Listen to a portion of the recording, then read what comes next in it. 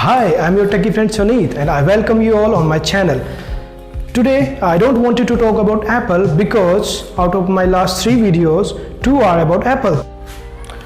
But guys, it's WWDC 2020 and I have to talk about it.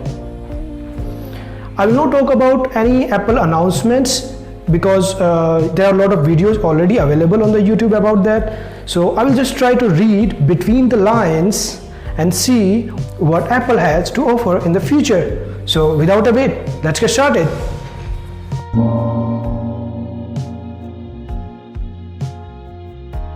Out of all Apple announcements, there are 2 announcements that I think are very important and that can help us to predict the future of Apple.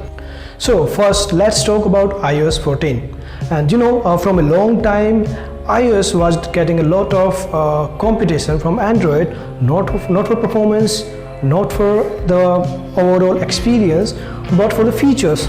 There are a lot of features which were available on the Android, but it was missing on the iPhone. And iPhone users were requesting all those features from a long time. And this time, Apple listened to the request and they fulfilled some of them. So there are a lot of features like widgets, picture-in-picture mode. So now iOS is becoming more like Android, and I think it's a good thing. The most important feature is not iOS UI, but the car key. Usually Apple takes things from there, takes things from here, and present those things with more polished and more refined way. But still, Apple invented few things, and those things are really innovative things.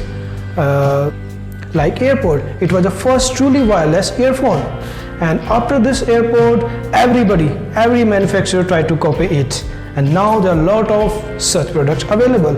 How can we forget launching iPhone X, which got a lot of criticism, but every manufacturer followed this, and now there's rarely any phone which does not have any notes. Of course, they are moved to well-balanced notes like a teardrop. Now the next innovative thing is car key, and it's really cool, it's really awesome, which provides the ability to use your phone, specifically iPhone, as a car key. And you can also share that key with your family and friends with limited access or full permission. So what you do, you just tap your iPhone on the door handle of the car, and car recognizes that you are the authorized person to drive the car, and it lets you drive. Currently it uses NFC, so you have to tap your device. But in future, with new chip on iPhone, you can just directly walk into your car and it will recognize that you are the authorized person. So that will be really innovative, and I'm very impressed about that feature.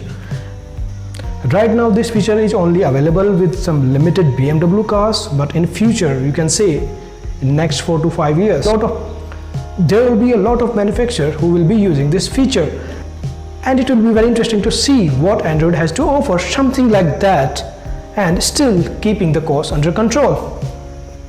But I think this is a very innovative thing, and this will change how we use our cars, and I'm looking forward to it.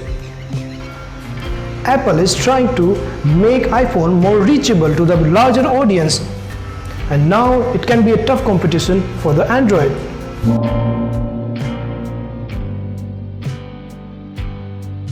And then the second thing is introduction of macOS 11, and Apple announced to use their own processors into MacBooks and Macs instead of Intel.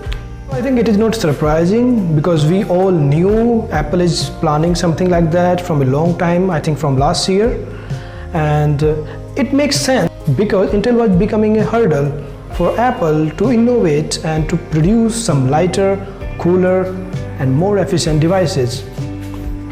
So if you remember from the recent MacBook lineups, heat and thermal throttling were the main complaints from the user, and it makes sense to dump the Intel and use own processors. And making our own processor is not a new thing for Apple because Apple is already making some processor for their mobile devices like iPhone and iPads from a long time.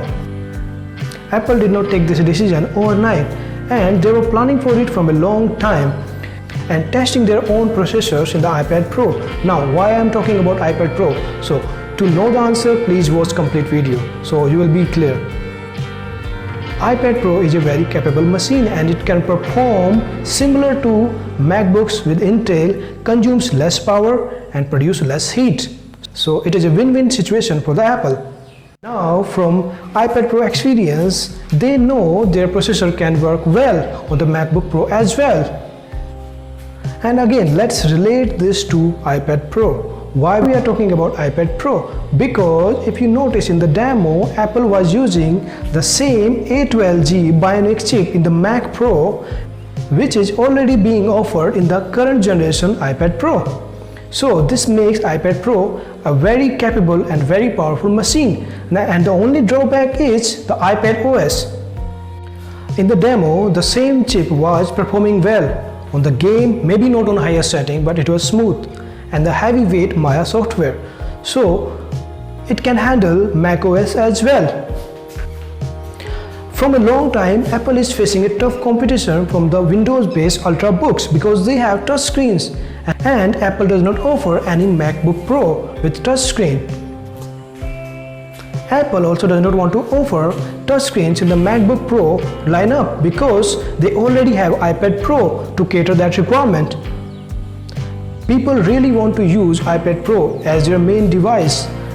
The only drawback is it does not have any desktop-based OS. Rather, it uses upscaled iOS version and they call it iPad OS. In macOS 11, some people are complaining about non-uniform UI components. I see those components in a different way, and it seems to me those components are designed to work on a touch-based device. So I'm not sure, but I believe in future Apple may bring macOS into the iPad Pro. Maybe not a fully fledged macOS, but a downsized macOS just like Microsoft tried with the Windows RT, but I think it likely to happen because without macOS, iPad Pro's capabilities are limited and people really want to use macOS on their iPad Pro. And people really want to use their iPad Pro as an Ultrabook, and if it has macOS, then it is a game changer. It can cut a lot of traffic from Windows-based Ultrabooks to iPad Pro. After this change, Apple's portfolio will be more balanced. So if anybody want to purchase a regular laptop, they can purchase MacBook Pro, and if anybody is looking for a touch-based device but with macOS, then they can purchase iPad Pro. So it will be a win-win for the consumer and for the Apple as well. So dear Apple, please bring macOS into iPad Pro and all consumers will be happy, including me. Let me know what you think in the comment section below. Thank you for watching, and please subscribe, like, share and press the bell icon if you want to see such videos in the future. See you in the next video.